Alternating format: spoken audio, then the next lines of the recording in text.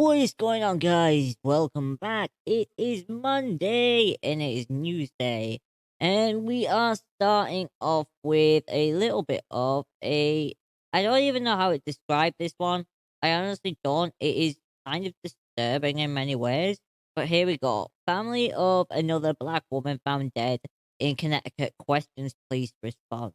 And this just doesn't make any sense at all if you were a police officer, if anyone's a police officer and they're watching this, or has a family member who is a police officer that they can ask the question to, as far as I'm aware, it is always and has always been police procedure that if someone dies, you inform the family, you inform next of kin, and I'm pretty sure that's military procedure as well, right? That when someone passes away, you inform next of kin, right? So whether it's the military or the police, that's their job is if someone dies, you tell the family. But that isn't apparently what happened here.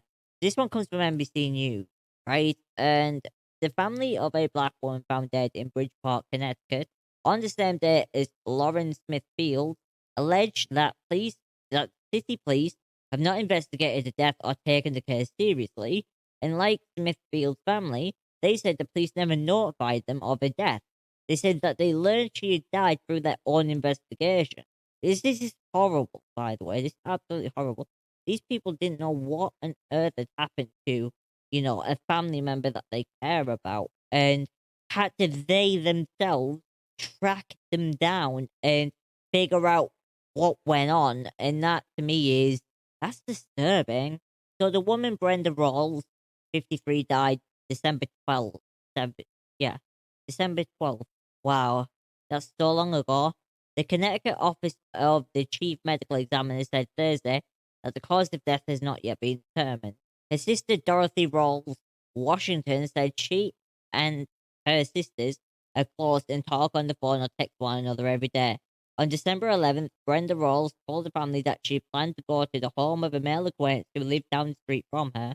The family said they tried unsuccessfully to reach her December 12th and 13th. Then on the 14th, we said something's wrong, Washington said. So two of my sisters, my niece and my niece's boyfriend, walked down to the male's house. When they asked him whether she was there, he told them that he couldn't wake her up on December 12th and that she had died, Washington said. Angela Rawls Martin, of the sisters, says, he gave me the clothing that she had on and her shoes. I don't understand why that was left behind. Bridgeport police did not immediately respond to requests for comment. Nobody ever notified us that she died, Washington said. We had to do our own investigation and find out where she was. Was this is called a funeral home? To ask whether her body was there, but it wasn't. Washington said the funeral home asked the family to contact the state medical examiner's office, and that's where they found her. And that's horrible. They never took the opportunity to look for next of kin, she said of the police. The next time we saw her sister, she was in the funeral home. And it's awful. And it is the second case. It's the second case where they've not informed next of kin. And like I says, if anyone is law enforcement or police or knows someone who works in the police, that they can ask, this is right standard procedure, right? Because in a statement of law here, I just don't get this. In response to the criticism of the handling of the Smithfield death, Ganem said Monday that he was. This is the mayor, by the way, I think. Yeah, Mayor Joseph Ganem. Mayor Joseph Ganem said Monday that he was planning to work with the police chief to make appropriate changes here in Bridgeport now for our department policies and practices regarding notifying family members of a death. But it, it's been defined for decades. The policy is if someone dies, you tell them. You tell the next of kin. You tell the emergency contact. You tell whoever it is. I don't understand this. It's so weird, and it's disturbing. Have they given up? Like, are they too lazy to do it, or have they given up?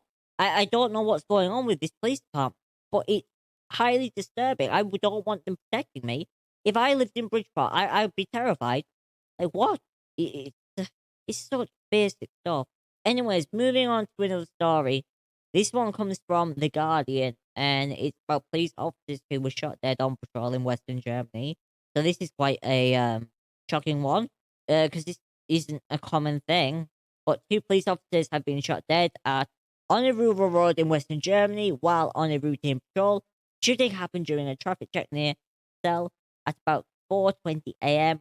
on Monday. Police in Kaiser- Kaiserslautern said the officers were able to radio that shots were being fired. Spokesperson Bernhard Christian Erfurt told the NTV news channel, but reinforcements were unable to help the officers, a 24-year-old woman and a 24-year-old man, when they arrived. It's very, very disturbing. Apparently, this person might have been hunting, and that's why they had the weapon, and for some reason they used it on the officers. That's the speculation in this article. Very, very unfortunate thing is that the problem is with regards to this is that perpetrators have fled and the police have no description of them, the car that was used or in what direction they've fled. So at the moment, this person or persons are still out there and are a danger to society. And that is obviously a big issue. Hopefully, the German authorities track them down, but it is a very disturbing act of violence. It it's very, very hard to know the motivations behind it. Not that any motivation is justification. Not saying that at all. But I think the police are at a loss. Condolences to the families of these two officers who, were just going about the duties and were senselessly killed for a reason we'll never know or understand until hopefully they catch the people who did this. But, you know, without a description or anything, it's not going to be easy. Hopefully to find out who. Moving on to the next story. This comes from ABC News. And this one is a holy what the fuck. So, yeah, extremism. American woman was arrested allegedly for training women of ISIS. So this is a very, very disturbing one. A Kansas woman was charged with providing material support to ISIS, according to charges unsealed by the Justice Department on Friday night. On six separate occasions between 2014 and 2017, authorities say Alison Fluke Ekren, 42, allegedly expressed interest in carrying out terrorist attacks in the United States in support of ISIS, the foreign terrorist organization that's based in Iraq, Syria, and other locations in Africa, blah, blah, blah. Fluke Ekren moved to Syria in 2012 and married a prominent leader. Court document says she can reportedly speak four languages, and the documents allege she rose up in the rank to commander on battalion. Apparently, she was intent upon attacking. She was planning attacks in the United States against US citizens. That was her ultimate goal.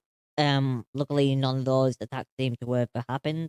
Apparently, she allegedly housed, translated for, and trained women to fire automatic weapons.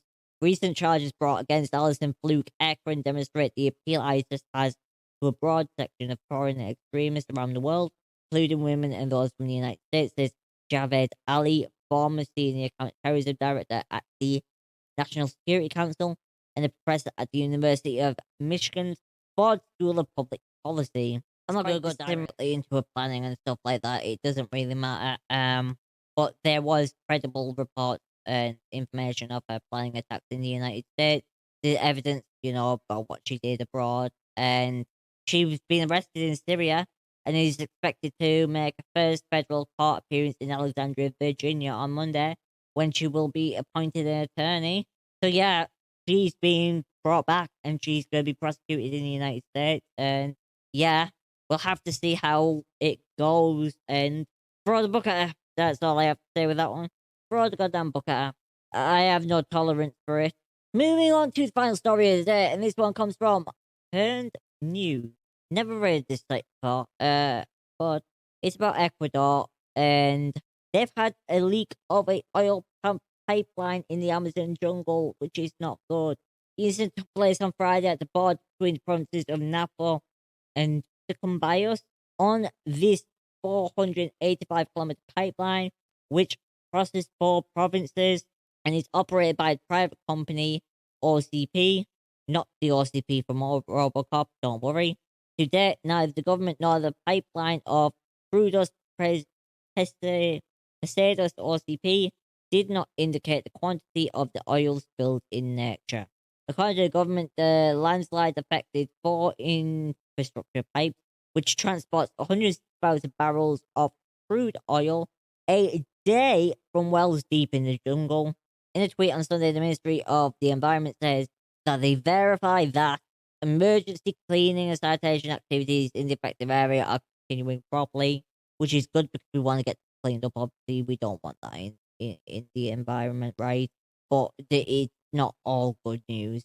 Our technical staff continues to be deployed in the Piedra Fina sector.